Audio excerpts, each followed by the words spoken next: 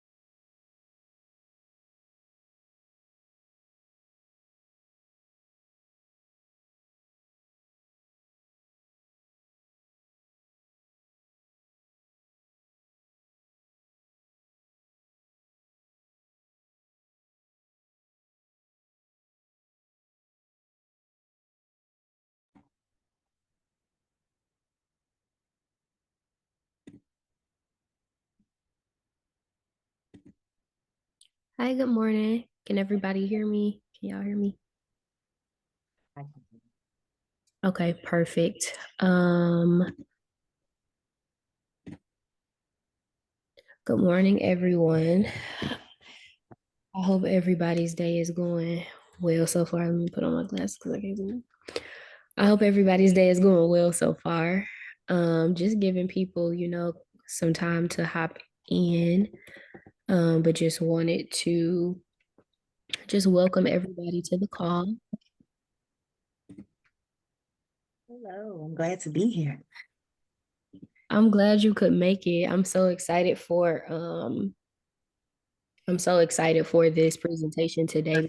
We ended off our year last year with like a holiday event, and we got a lot of feedback from people just that one of their New Year's resolutions was, just kind of getting their finances together and just wanted to, provide like a resource for them to kind of just get started for that.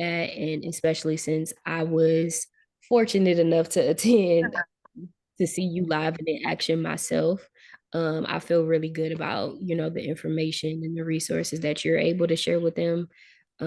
So hopefully you get a follow-ups today and all the good things. But um yeah, just gonna give people some time to hop on.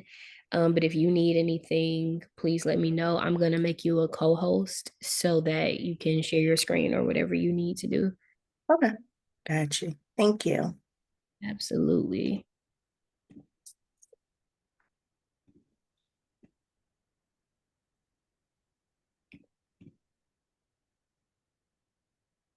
Good morning. Good morning, everybody. Good morning. Hi, Kara. How are you? Hello, beloved. I'm well. How are you? Good. Starting off the new year strong. Um, I'm excited. We are doing our strategic meeting this Friday, so hopefully we'll be able to. We have a lot of things filling up on our calendar, but hopefully we'll be able to get like a village calendar out to you guys soon, just so that y'all can start marking dates. Because I know people's time is filling up. So just trying to prepare for that. The year is, starting off strong. I know that people have so many events and things that they already have planned months in ahead. So I'm excited for the village. I'm excited to see the work that you guys are doing, the work that y'all have planned for this year. Um, we're planning a lot of events that we have never done before. So I'm excited to get y'all's feedback and just see how y'all engage and interact with like some not new ideas that we're integrating into this year. So I'm just excited for the village. That sounds exciting. I know Let me I ask you something, because one of the things that, and I know we're getting starting in a minute, but I do want to, and I sent that email to you, just see how my gifts can be used here. So if mhm, there's a easy way to understand that, like a specific ask in the sense of like, this is what we do at high level. This is the skill set that I need. That will mhm, be so helpful to truly have that, that direct understanding. So I can kind of know I can get in where I fit in. for sure. And I'm trying to I for one, that feedback is so helpful. Just because we're trying to figure out what SOPs, what guidelines, what are all the documents that kind of need to exist in the village world so that people know where to plug in and how to be useful and how to engage. Because that language, this is language that we're really spelling out for the first time together. Um, I hope that I look forward to being able to provide the documents and all the things that need to live on our website for people to just know how to get engaged with the village, how to work with the village, Mhm.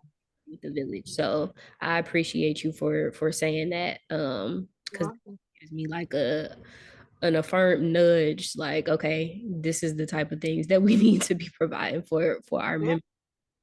yeah. And if I can help you just even create that, let me know. Just ask for help. We here. I literally told Erica one of the things that I need to work on is delegating. Like people love the work of the village and they want to help and they want to be engaged. And so I have to constantly remind myself, like, girl, you have a team of people behind you that are more than willing to show up and support. Mhm.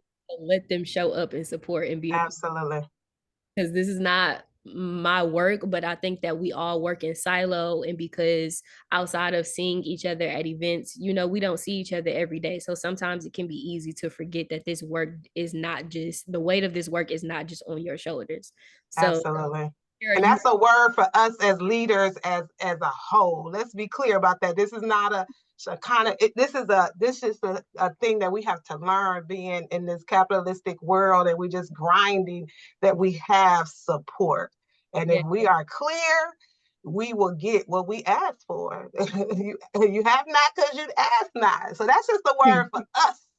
Right. So I just want to bring that clarity. This is not a you thing. This is just something that we are struggle with. So thank you for that.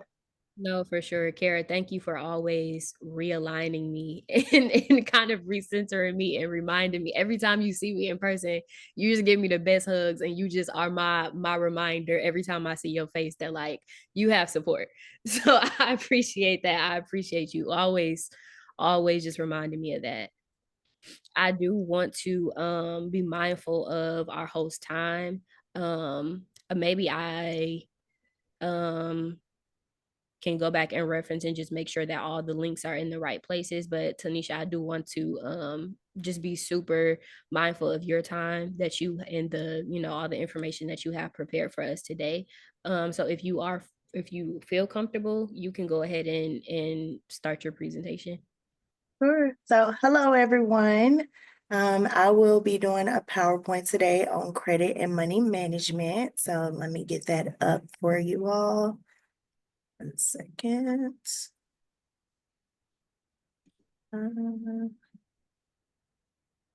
Okay, so we are going to get started. Can you all see my screen? Why is it not starting? Okay, can you all see my screen? Yes, ma'am. Okay, so again, this is going to be a credit and money management workshop. My name, well, hold on, we'll skip through that. But my name is Tanisha Talley. I am a HUD certified financial well-being coach with Operation Hope. We are the largest financial empowerment nonprofit in the United States. And I'll go a little bit more into detail about that in a moment. But I first want to welcome you to this credit and money management workshop. And it's designed to be a transformative experience that is supposed to empower you on your journey to financial well-being.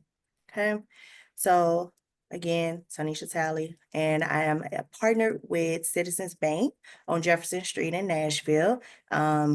Quick big up to them. They are the longest minority operated bank in the United States. Okay, so this is our community agreement. And pretty much it just says that our rules that we're going to use to guideline this meeting. So we actively listen and we communicate respectfully. This is a confidential and safe space. So whatever is said here will stay here. We welcome constructive feedback. So if you have some type of feedback that you can provide to me to where I can improve or Operation Hope as a whole, we definitely welcome that. We embrace diversity and inclusion because not everyone walks the same path in life. And then we are fully present and actively participating. Now, I'm going to be transparent here. I'm a little shy. So if you all can participate when the little questions come out, trying to see exactly where you are and where you can go, that would be great.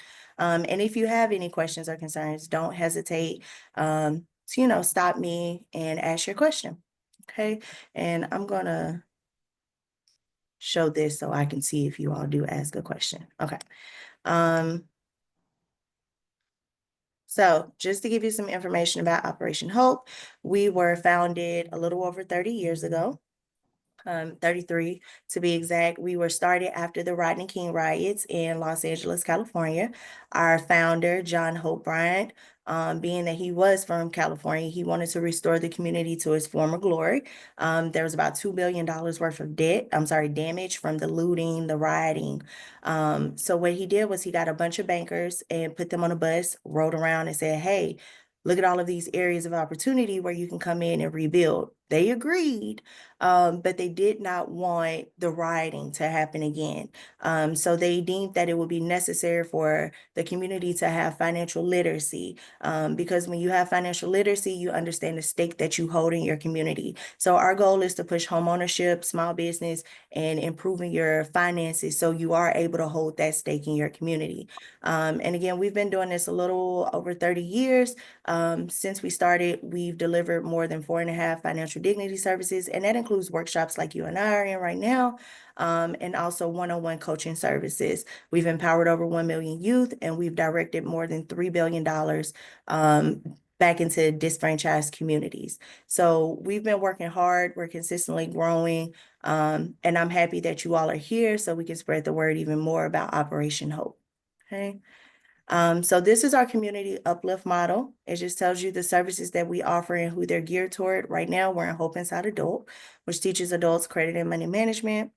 We help you be prepared for a home, to buy a home. We also help you develop small business, start them or either grow them.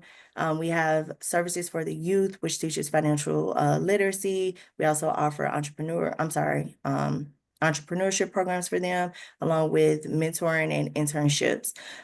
There's Hope Inside the Workplace, which is when we have partners, Delta Airlines being one. They'll have a coach like myself in the building for their employees to come down and say, hey, I need assistance with this, just to get them on track financially.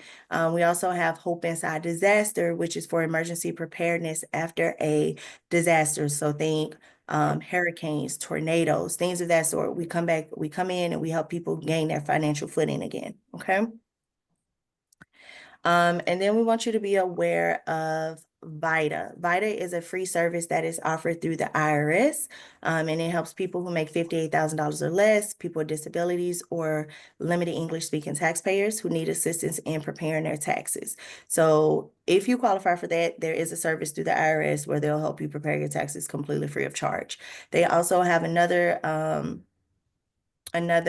program called TCE, Tax Counseling for the Elderly, and that's geared towards people who are 60 years of age and older, and they specialize in questions about pensions and retirement-related issues that are unique to seniors. So that is the website. You can also just put in irs.gov, type in VITA in the search bar, and it pops right up, okay? And to piggyback off of that, there is an earned income tax credit that a lot of people don't know about. About 25% of people do not know about this, but if you make under a certain amount of money, you actually qualify for a additional credit, which could lead to a refund. Now, being that some people don't know about this, we like to tell them, and they go back to VITA and they can get their taxes resubmitted for the last 3 years. We actually had a client come out with about a $12,000 refund. So we tell people about this because $12,000, $4,000, $1,000, whatever it may be, money coming back to you can put you on a better path financially, okay? And then this is what we're here for, the credit and money management program. And this is just going to give you the basics of credit, the basics of budgeting, why savings is important.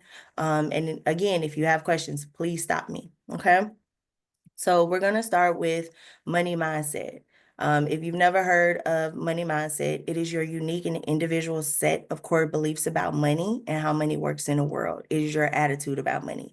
So if you think about yourself or people that you may know, sometimes we have people that like to hold on to everything that they get. Sometimes we know people that spend everything that they get. They like to say, hey, the money's burning a hole in your pocket. You have to figure out exactly what your money mindset is so you can fix those issues and so you can make your money work to the best of your ability. Because if you're a person that is used to, let's say if you grew up not having much and now you have the means, but you're scared of going back to not having anything and you're holding on to everything, well, that's not necessarily helping you grow your money or making your money work hard for you. So if you think about the cons of that, and the ways that you can fix that would be, hey, let me invest in something to where I'm actually getting a return on my money. It's not necessarily just sitting in a savings account collecting 0.23%. So think about that, and we can go farther into that if you want to sign up for our free one-on-one coaching. Okay. But mindset is everything because your thoughts become your words become your actions become your habits become your values, and your values become your destiny. I like to tell people if you can dream it, you can do it. As long as you have a path and break it down into small steps, your goal is achievable. Okay. And it's all going to go back to mindset is everything. Either you can do it or you can't do it. But it's always going to be based on your mindset. So if your mind tells you you can do it, definitely you can accomplish it. If your mindset tells you you can't do it, you know exactly where you're going to be. So all about changing your mindset and looking at ways that you can improve. Okay. So we're going to start with a reflection question. And if you all can help me with this. So if you unexpectedly won the lottery today, what would you do with the money? Y'all just jump out there. If I, ooh, Thank you. Jesus, if I unexpectedly won the lottery, I would probably the first thing that I would do honestly is probably hire some type of like money coach, because that will probably be my first time being responsible for a lump sum of money. And so my anxiety would probably tell me, like, before you touch this money and do something wrong with it, you need to hire somebody to teach you how to manage it. That is definitely the first thing that you should do. So I'm glad that you're going in that path. And does anyone else have an answer? Mine was gonna be similar. I'm gonna be honest. The first thing I'm gonna do, I'm gonna have to lay on somebody beach for about 2, 3 weeks, and that would be the first thing. But yes, like I would want a strategy in mind. Like not only just a financial strategy of how can we grow this, but also a mental strategy, right? Like how do you handle we hear more money, more problems. I think we think Mhm. that we get money and fix problems, but it really comes with the understanding that we need to navigate. What does it mean to be in this bracket? What does it mean for our relationships, our mind, our health? So I will need a coach for every single one of those areas. So that's what I was thinking. And I love that. I love that. And you're absolutely right. With more money comes more problems. So you may not have had 10 family members knocking down your door for money before, but now that you have a couple of million, they're going to be like, hey, I got this bill. Can you help me out with that? So you do definitely need to know how to set those boundaries. So again, you can keep that money and have it continue to grow and then not just be, oh, I had it and I don't have it anymore. Okay. Does anyone else have a response? To piggyback off of that, I was about to say hire somebody to teach me how to say no. Because Mhm. even with hiring a coach, people, I mean, you even with an advisor, people, you don't have to listen to the advisor. And so I think when you have people that you have a personal relationship with, it can become really difficult to just tell people no, especially family. Um, Mhm. I know we have a few answers in the chat that I want to highlight. Delanio says she would hire an accountant. Erica says she would pay off her house and credit card debt, go on vacation, and strategize for investing professionally. And Nicole says she would invest in some stocks, contribute to her children's trust fund. That's a really good one. Invest in her business, diversify her financial investment portfolio, and have some fun. Yay. Look, I love all of those responses. You all are hitting the nail. You're hitting it, like driving it home. It's all about knowing that, hey, I don't have the wherewithal to do this. Let me get someone that is a specialist in this because we don't have to reinvent the wheel. There's people out there that can help you, but it's all about planning. And that's what goes along with financial wellness. As long as you're planning, you can make good decisions. If you wanted to buy a multifamily property at the end of the year, as long as you're putting money to the side and you're taking steps towards that, it's definitely achievable. And as long as you're putting people in place to help you maintain that money and make sure that it grows, you can keep that money. And we'll go into an interesting fact later when we talk about budgets in regards to the lottery. I bet you all will be kind of surprised when we go over it. But first, we're going to go into what is a credit report. So a credit report is a summary of your financial history. It includes details like your credit accounts, payment history, public records, and credit inquiries, and it's used by lenders to evaluate your credit worthiness. Now, credit worthiness, to put it in simple terms, is just how do you look on paper? Are you paying people back? Are you always asking for money? Are you paying on time? What exactly does it look like when you're handling your finances? So your credit score, and it's very important that you know that 90% of lenders look at FICO. I know there's Credit Karma, which shows a Vantage score. Vantage scores are normally a little bit off from your FICO score. So whenever you're looking at your credit report, make sure that it is a FICO score you're looking at, because you may have a 770 with Credit Karma, but then when your credit is actually pulled in regards to FICO, it may be like a 730 or so, which isn't a bad score. But you just want to know that there is a difference between those. So your FICO score can range from 300 to 850 points. As you can see, 300 to 560 is not considered good. It's very bad. 560 to 650 is considered bad. Fair would be 650 to 700, and 700 to 750 would be considered good, and above that would be considered excellent. Our goal is always to get you to that 700 and up point, because 700 is going to bring in those favorable interest rates. So you can buy a house with like a 620, 630 credit score, but your interest rates are probably going to be, terrible.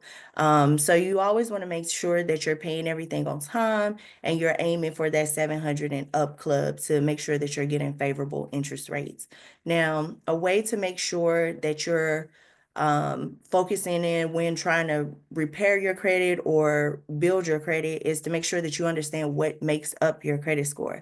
And that way it's easier to pinpoint areas that you need improvements. So payment history, that's 35% of your score.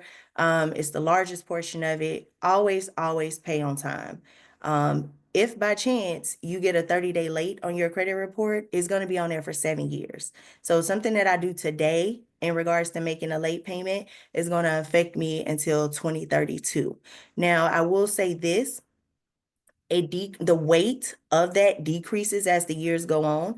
So you may have a drop of let's not even put it into that perspective. But let's say if you had a late payment today, it'll weigh a lot heavier than it would 3-4 years down the line where you've showed that you've consistently paid everything on time. But the best way to avoid any kind of negative payments or negative payment history is just to always pay on time. So never ever let your payments that are reporting to the credit bureau go past 30 days. Because if you do, again, that's a fight that you're going to have to battle for the next 7 years. And then total debt utilization, that's 30% of your score. This is going to be credit cards, lines of credits, accounts that when you make a payment, the balance goes down and you now have more credit to spend. You always want to keep those accounts at 30% utilization. So if someone sends you a credit card, let's say Capital One sends you a credit card with $1,000 limit, you don't ever want to go over $300 on that card. At least have it reporting to the credit bureau. So, and some people, they'll use their credit cards for everything and then they just pay it off in its entirety. That's fine. But if you do that, make sure that it is paid off before that statement date or the last cycle date, because whatever goes to that cycle or is printed, whatever passes over that print date is what's going to be reported to the credit bureau. So if, again, you have $1,000 limit, you want to make sure that balance is $300 and below. I will say this, people that have 800 plus credit scores, their utilization is normally about 8%.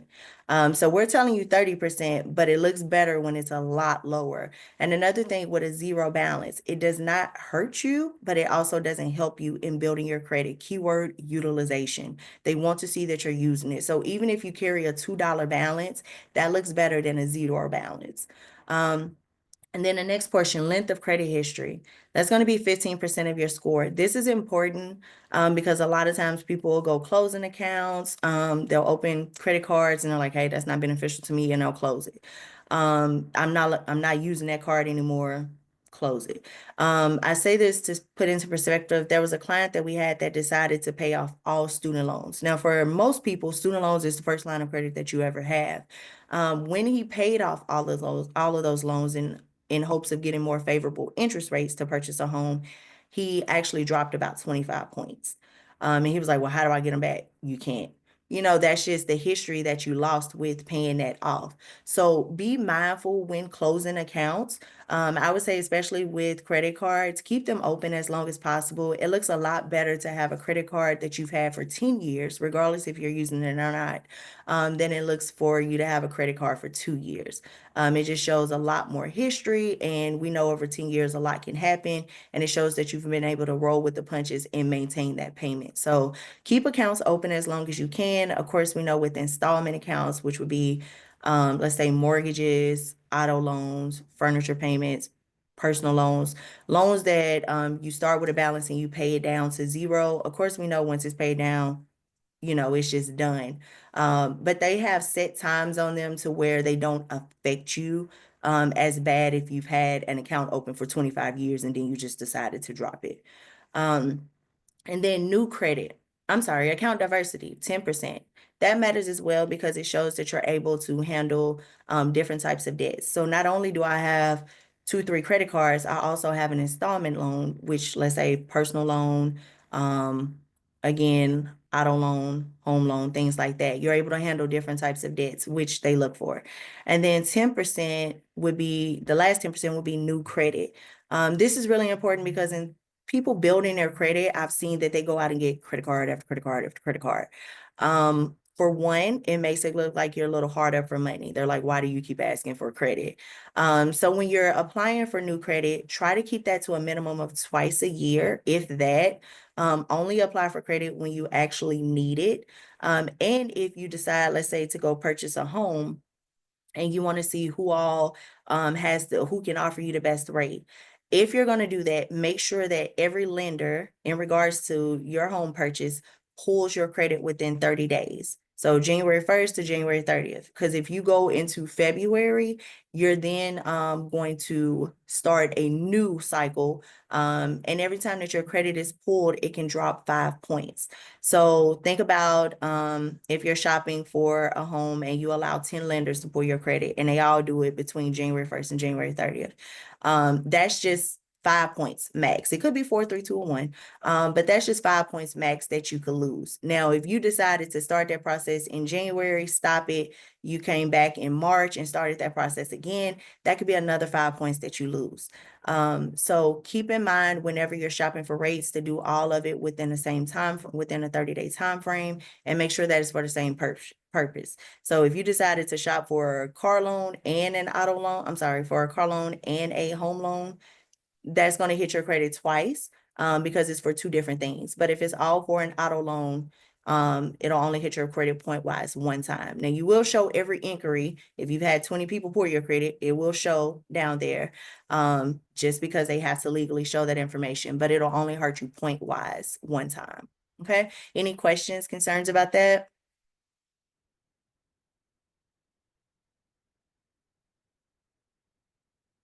Okay. So we'll move on. And then ways to improve your credit score. Pretty much just a recap of what I said. Maintain positive payment history. Keep those credit card balances low. The length of your credit history affects your credit score. So if you can keep those accounts open, please do so. Limit opening new accounts and always check your reports. And we'll go a little bit farther into how you can do that down the line. Okay, well, right here. So you can get your credit report at annualcreditreport.com. It is free of charge. And ever since COVID, they've actually been giving them weekly. So you can go in weekly and see your credit report. Now, the thing about annualcreditreport.com is they don't actually give you your credit score. But it will show you all 3 major credit bureaus, Equifax, Experian, and TransUnion. It'll show you everything that is being reported to each one. It's very important that you consistently check all 3 because not every lender reports to all 3. So you may have really great scores at Equifax and Experian, but then you get to TransUnion and you're like, why is my score not as high as Equifax and Experian? Well, you had, let's say if someone did some fraudulent, with your account, but the lender that they did that fraudulent account with is only reporting to TransUnion. So that's why it's important to check all three, especially in a home buying process, because they're going to pull all three and they're going to take that middle score and use that to determine what you would actually qualify for. Experian has a really great app, really user-friendly app that shows your FICO score. You can also see your FICO score with Equifax and TransUnion. However, you would have to log into their websites. They don't have an app at this time, but I think those are better options versus annualcreditreport.com because they're a little bit more user-friendly and they actually give you the FICO score. And they also send you alerts when anything changes. So I know every single month what my score is with all three bureaus because I've signed up and they send me that information monthly. They also tell me if I've applied for anything, I automatically get a notification.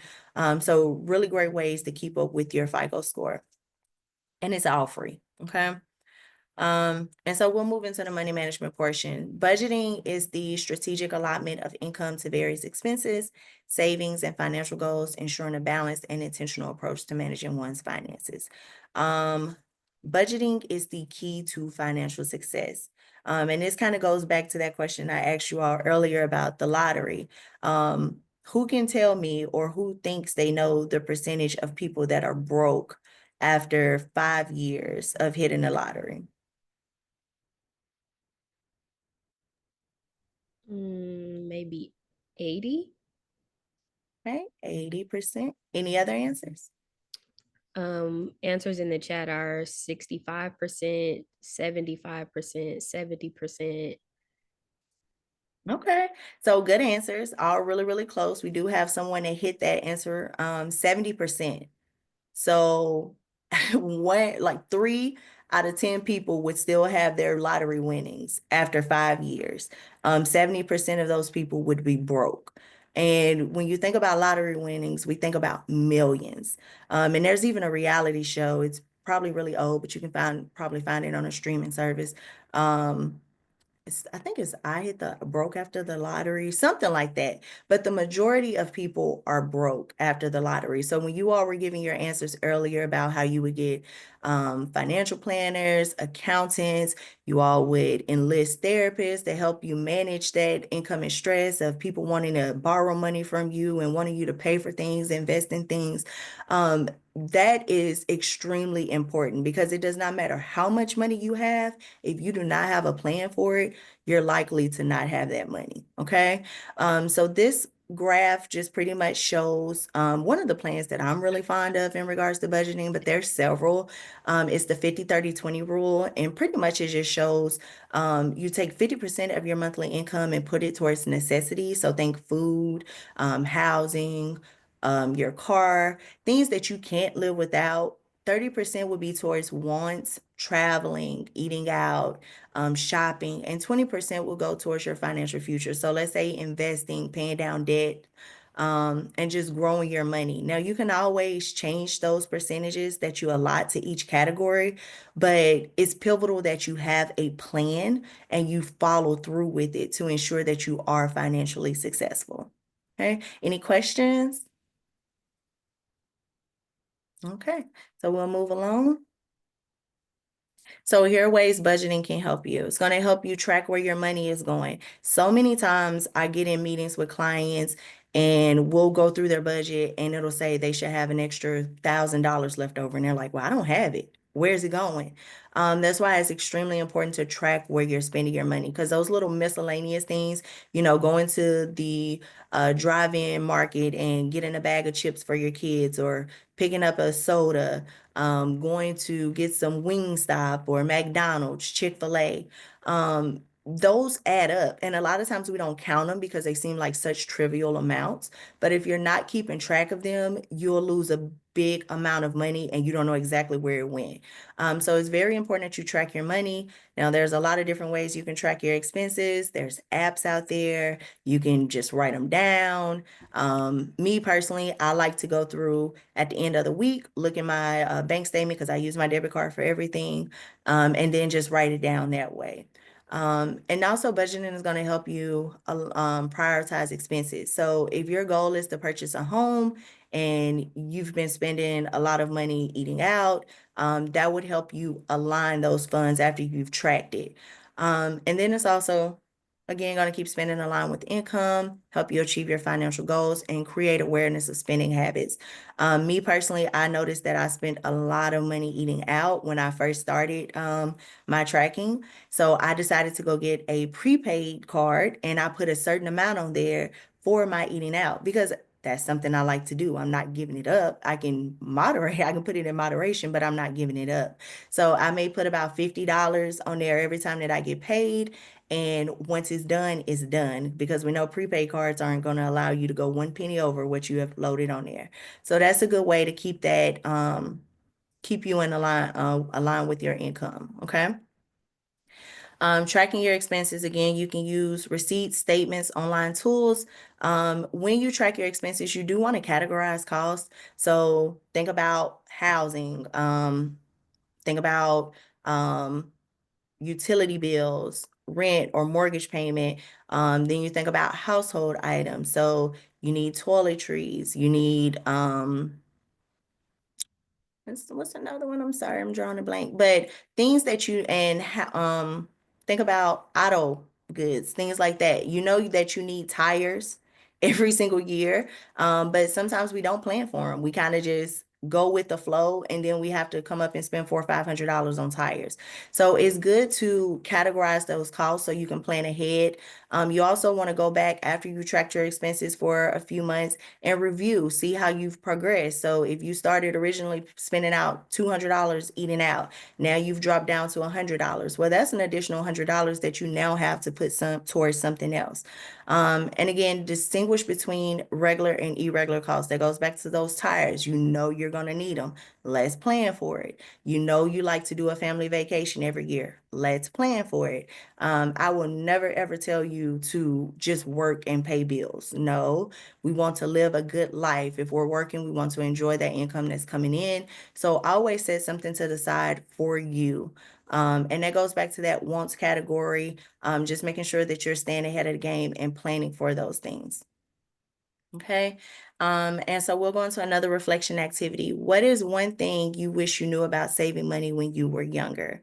I'll start with this one. I always thought every savings account was just equal. However, when you look, there's high yield savings accounts where you can get 5 or 6% interest on your money that you're putting in. And then there's those regular savings accounts where you're getting like 0.223 interest back on your money, which isn't a lot. So does anyone else have anything to chime in about what they knew about saving when they were younger or wish they knew about saving when they were younger?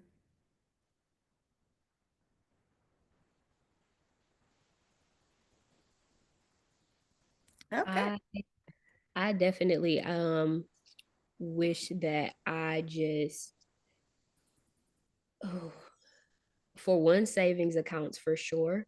And then I grew up, and I think probably many people can relate to this. I knew that I wanted to go to college probably from elementary school.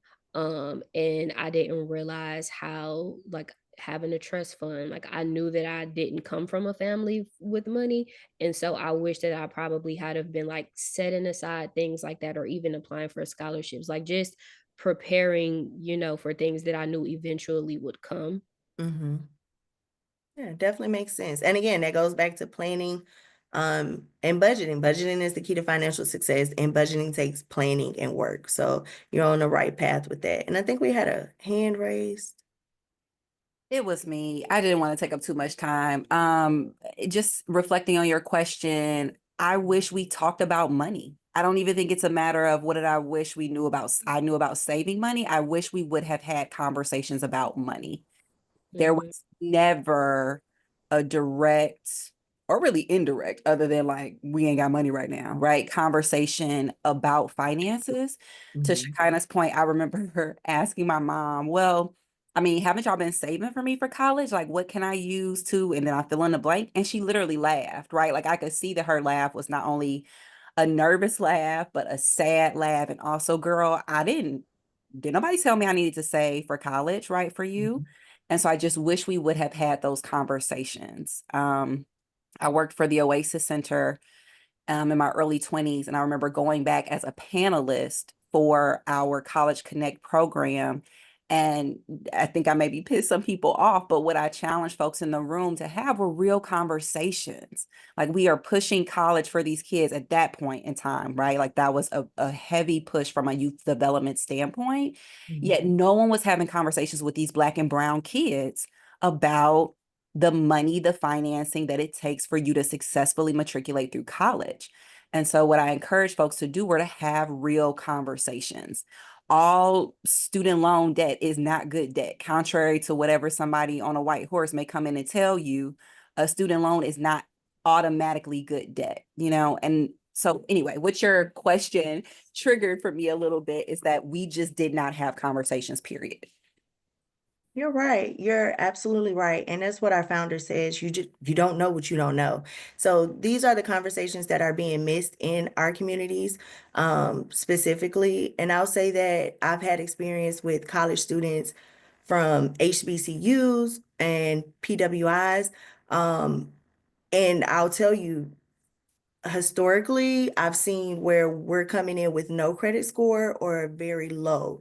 And on the other hand, I'm seeing others come in with 750 credit scores, almost 800. It's just, we don't know. So it's pivotal that this information is pushed. And it's great that Operation Hope has this service out here, and it is completely free of charge to our clients, so we can make people aware of this, because if you know better, you can do better. So I applaud you for bringing that to the stand, because it's definitely been missed in a lot of neighborhoods. Personally, it was missed in my home as well. I will say my mom always told me, pay everything on time. She did say pay everything on time. Thankfully, I went through a program, and I went to Maplewood High School. I don't know if you all are from Nashville, but I went to Maplewood. They had a program called AVID, and they were very focused on getting us into college and making sure that we had access to scholarships and things like that. So we spent like our whole year, senior year, submitting applications for scholarships, which we were successful in, but not everyone has had that opportunity. So a lot of people have have student loan debt, and it's just been lingering there for years. And it's just growing. It's just growing in interest. So it's very important that these conversations are had early on. Because I remember when I went to Tennessee State, it was a line of lenders. When you first go up those stairs, going to like where the cafeteria is, they were just sitting there waiting to offer you credit cards and things like that. And if you've never had those discussions, you could kind of get into those situations to where you're like, how do I get out of here? I'm just drowning in debt because no one talked to me about this. Or even refunds, people taking out additional student loans just so they can have additional money. And now they're pulling up in the new Camaros. So it's a lot that goes into financial literacy. And I think the younger we start, the better. So it's great that we're having these conversations with adults, and now they can pass that information down to their children. And we just make it a generational thing to where we're removing ourselves from that gap of not necessarily knowing. And Nicole? Yes, ma'am. So I just wanted to add a healthy relationship with money. I think it's something that I wish I would have learned a lot sooner, because just growing up, like Erica was saying, we didn't talk about money, but mine was the opposite. I thought we was rich. Uh, but my mother was putting stuff on credit cards, but she wasn't telling us that.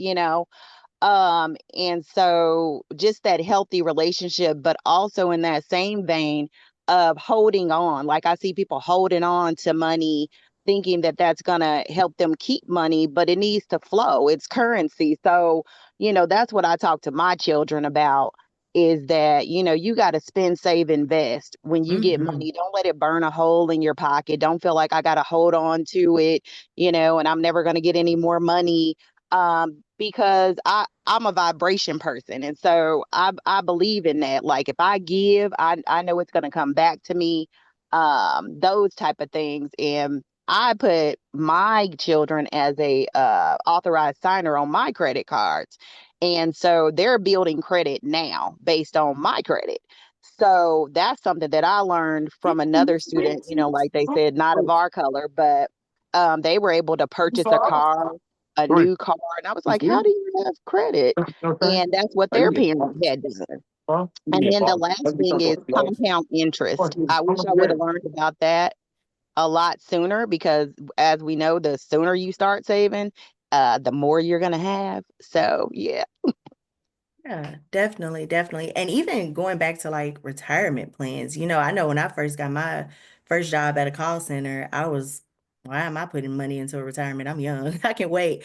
But again, the earlier you start, the better off you'll be. So just dropping those little nuggets, into our children's ears would definitely help them grow a lot farther. So I'm glad that you all are aware of these things and you're passing that information on down and improving us as a community financially. Okay. Any other questions? I do have a question. Sure. And I'm trying to balance, Mike, I was trying to type in the comments, but I'm glad you opened this space. I follow a lot of people with wealth and a lot of people that built from the ground up. And what I hear a lot of is, yes, the necessity of saving, but also the necessity of taking risks. Because Mhm. oftentimes part of the scarcity mindset is just to save and not grow your money, because that's survival. We got to make sure we have some money. If something happens, we got to make some money. Where I'm hearing the wealth is built off of taking those risks and not saving as much. And so how do you have the balance of, yes, I need to save? Is there a formula or a logic that says, yes, we need to save, but we also need to be thinking as how do we grow our wealth so that we're not surviving and just thinking about how do we save for a rainy day? Is there a thought process around that? Like what is, and that may be too deep for this conversation, but I do hear that because that was my thought. How do I save? But when I look at a fine weaver or someone that I admire that has the space, they talk against saving and more so of, okay, yeah, yes, we need to save, but we need to take some risks with our money to grow it. So it's like, what is your thought, Tanisha, about that? I like to tell people get assets. Definitely save. So think about if you're putting $500 to the side every month for savings. Take Mm-hmm. 250 of that and put it towards investing. That way you're growing your money, but you also still have like a little safety net in case something were to happen. And think about, and I'm a homeownership coach, so I always go back to homeownership. Think about multifamily properties. You can get a multifamily property as long as it has 4 doors and under, it's considered a single family home. The process is the same as a single family home. So you can live on one side and you can have someone paying majority of the mortgage or all of it on the other side. And you can be generating income from that, but you also have an asset that you could later, let's say if you need additional funds or if you even wanted to leverage the equity that you've had come into that through that additional property, you can leverage that. So it's just all about putting money to the side, but still taking some money and putting it towards your investments. And I always say scared money don't make no money. So don't be scared. Don't let fear hold you back. I'm a firm believer if that idea came to you, you can actually bring it to fruition. So the ideas that you have in regards to growing your money, you've been given that for a reason. And just figure out a plan, to take those steps so you can actually achieve it. But still, know that life happens. It's always going to happen. Keep something to the side. So save, but don't save all of it, put it forward so you can actually build it and continue that flow of income coming in. And Tanisha, I don't know if I'm trying to figure out a way to make this into a question, but I recently got introduced to the term Black tax. I don't know if y'all ever heard of it, but when I heard of it and when someone was explaining to me, it completely blew my mind because, kind of what we're talking about, but we all are painfully aware that, as people of color, we already are just kind of starting off, what feels like behind.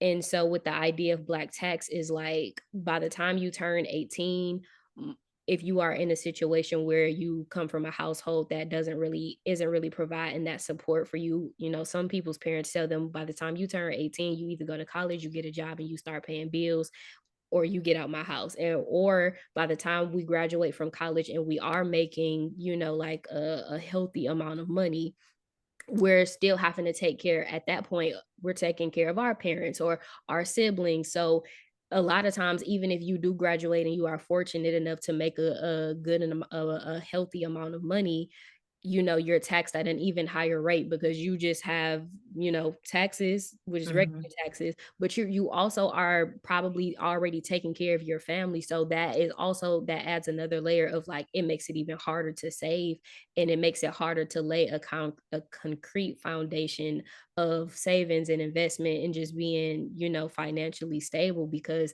not only am I responsible for taking care of myself, but now I'm responsible for taking care of other members of my household, and I just started working. So what advice would you kind of give to somebody, or just to, you know, to people of color that, you know, like, not only are we just dealing with like, it's hard to be financially stable in America, and on top of that, you're dealing with this idea of black tax that as soon as you do start making a good amount of money, you're kind of having to go, you know, and take care of things that other 20-year-olds may not even be responsible for at that point. Yeah, it's definitely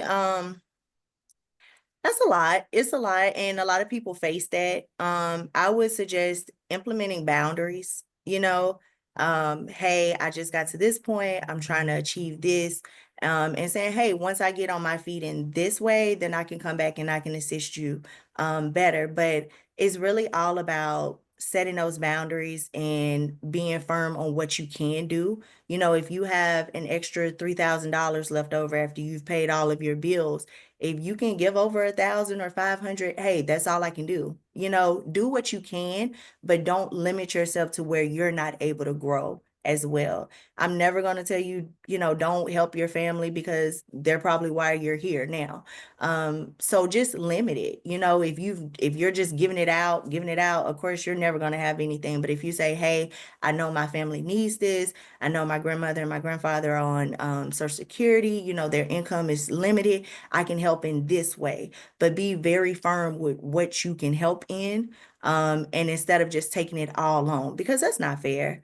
It's not fair to you, and it's not fair to them either. If you're consistently taking on that burden, they will never know how to handle it themselves either. So it's just all about growing. And even if you go, let's say you all being business owners, if you get your business going and it's growing and you can employ them, hey, I can't give you the money for rent anymore, but I can definitely employ you.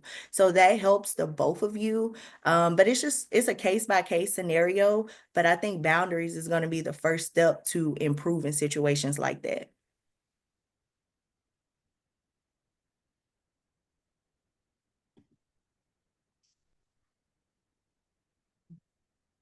Okay. So any other questions in relation to what is one thing you wish you knew about saving? Okay. So we'll skip along. So savings are a cornerstone of financial well-being, providing a safety net for unexpected expenses, opportunities for future investments, and a foundation for achieving long-term goals, thereby fostering financial security and resilience. I like to say, savings is going to be the difference between a setback and an inconvenience. Let's say if you have a car and it breaks down and you need an entirely new engine.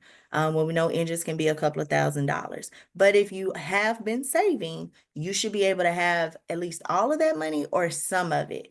And, you know, put it in a shop, get it repaired. You may be down about a week or two. That's an inconvenience. If you do not have that money at all, now you're going to be set back, because you have to figure out how you're going to get it repaired, or either how you're going to get a new car, how you're going to get to and from work, how you're going to make sure the kids get to school, how you're going to get groceries. There's a lot that goes along with not actually having savings. If you decide to plan ahead and put money to the side, again, you can be inconvenienced. I would rather be inconvenienced to set back any day.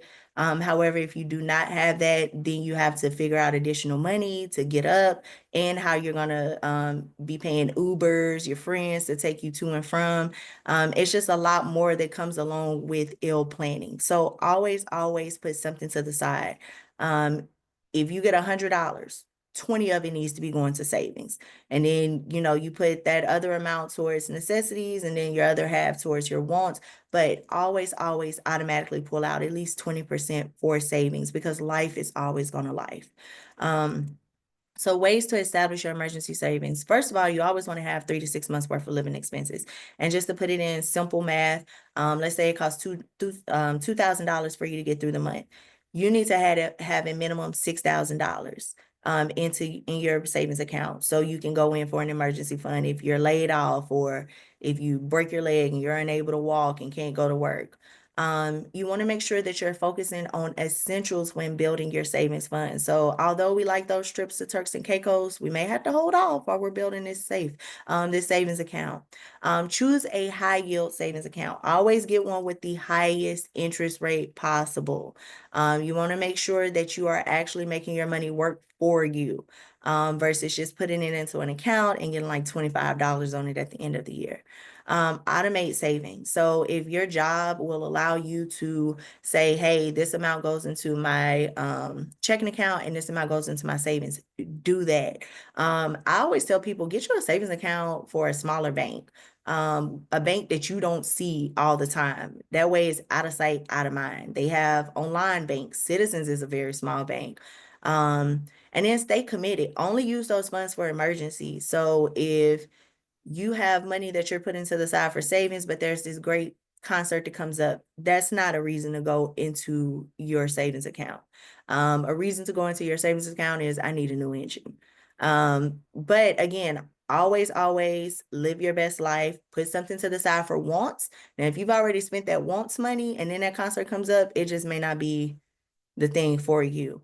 But yeah, keep all of that aligned in regards when you're budgeting. Always put something to the side for savings and always put something to the side for the things that you love to do, because who just wants to work and pay bills?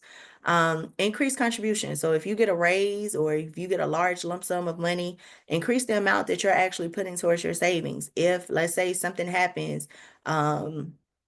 let's say you have a new child that's born, of course, that's going to cost a lot of money. You got to now pay for childcare, diapers, food, milk. So you can decrease that amount, but still always put something to the side. And with an emergency fund, you can confidently pursue larger financial goals. Okay. And so you also want to, when you're setting financial goals, you want to ensure that they are smart. So specific, what exactly are you saving for? And again, we'll go back to home ownership. If I want a home at the end of this year, and I know that there's a company that's going to match my $1,200 and make it $2,400 for me to have towards my down payment, I know that I should be putting $100 to the side every month. That is something that can be measured. And I know at 6-month mark, I should have $600. You want to make sure that it's achievable. You don't want to say that you're saving $2,000 a month when you know that you only have an extra $1,000 left over. Okay, so make sure it's something that's challenging but not impossible. And you want to make sure that everything that you do is closely aligned to that goal. Again, if your goal is to make sure that you have that $1,200 and you know it's always kind of it's sometimes a little hard for you to put that money to the side, you need to make sure that everything that you do is aligned with that. So if you got to skip eating out a few times or skip going to the mall, do that. And also always put a timeline on your goals, because how many times have we said, oh, I'm gonna buy a house this year, I'm gonna buy a new car this year, and the years just fly by and we still have the same car and we're still in the same rental complex. So just make sure that you're setting smart goals, and that'll make sure that you actually achieve those goals. Any questions, concerns about that? Yes. This isn't a question, but I just wanted to pause us for a quick second. I know that the time is kind of winding down, and I see that we are so engaged with this information, which I was hopeful that we would be, and I'm loving all of the feedback and engagement that we're doing. And so this may be just kind of a signal for us that we need to do a part 2 of this conversation, but I know that a lot of people are probably going to have to hop off pretty soon. So I just wanted to pause us there so I wouldn't have to, interrupt you in the middle of another slide. Right. Tanisha, but I did want to just pause and say thank you, thank you, thank you so much for coming on. You presented this information beautifully. I think you presented it in a way that we all can digest it and we feel extremely comfortable and connected to it. So I do just want to thank you and just give you a shout out because you just always do such a lovely job of presenting some really hard information in a way that just feels really easy and receivable for people. I do want to pause here just because I know that a lot of people have to hop off at 12.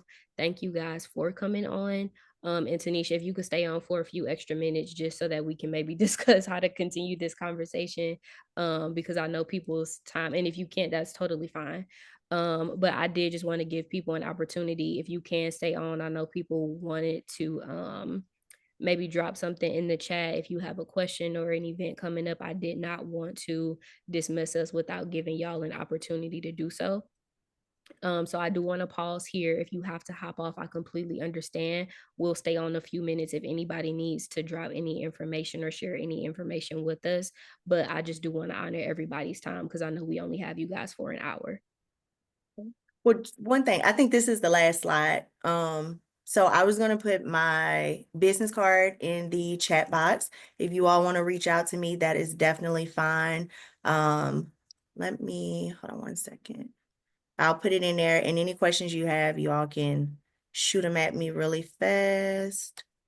And I'll always include, Tanisha, if it's okay with you, your information in our newsletter, because I have a feeling that people are going to be really looking forward to being able to reach out to you. I'm sure that they'll have a lot of questions that they'll maybe want to sit down and chat with you about. So I will also include your information in our newsletter for anybody who wants to, take it and digest a little more. I appreciate the opportunity to meet you all. And I look forward to any follow-up questions. You can always email me, text me, call me. My information is in the chat box. However you need to reach out to me, I'm here. And we will definitely continue. I promise y'all this will not be the last time y'all see Tanisha. Hopefully she's available to do a lot more collaborations and partnerships with us because like I said, this is such valuable information that I know you guys can, really benefit from. With our last few minutes, does anybody have any information that they need to come off mute and share with us? I just want to honor everybody's time. This is Patrice with More Computing Learning Services. I don't have anything to quite share, but just want to really give a good kudos and shout out to Tanisha. She has come to our organization many, many times and given this great information. Our students have really been blessed by the amount of information and her assistance. And not to mention that she's actually helping my daughter, who is a college student, hopefully get her credit and stuff together so she can buy her first home after she graduates from college next year. So thank you so much, Tanisha, for that wonderful information. Well, thank you. I'm glad to see you again. Anybody else? Real quick, everyone, Shekinah will put this in the newsletter, but there are a couple things that we have going on. The last Tuesday of the month, so the 28th, 2 weeks from yesterday, I'll be hosting a communications workshop in person at CFMT. And then we also have some dates for our winter learning lab. And so please be sure to stay on the lookout in the newsletter for some happenings that are specifically for the Village and Community Foundation. I'm really excited for us to be back in person and being able to do some things. Thank you, Erica. And you said that was the last Tuesday of the month? I'm just dropping it in The the 28th, yes, on the 28th. I think we have it scheduled right now from 10 to 11:30, but I'll have those details to you to share in the newsletter, and then we can also share it out next week again. Yes, ma'am. Okay, family, if there are no more announcements, I do want to officially just kind of let you guys go. If you do need to chat with me personally, I always stay on a few extra minutes if you have anything that you need to share with me, because I know we did go a little over time today. In case you guys didn't get to share anything that you do want included in the newsletter, you can always email me. Please keep a lookout for this week's newsletter and next week's newsletter. We'll be putting a lot of information in there, but appreciate you guys for joining us today. And I do look forward to seeing you guys next week. Bye, everyone. So Shaquana, Nisha, I'm so sorry, but I got a 12 o'clock workshop, so I go gotta hop. ahead. I got your email. I will definitely be emailing you because we got to continue this and hopefully we can do it in person. So I would definitely email you. Thank you so much for joining us. Oh, thank you for having me on. You all have a great day, and I'll talk to you later. Okay. Bye.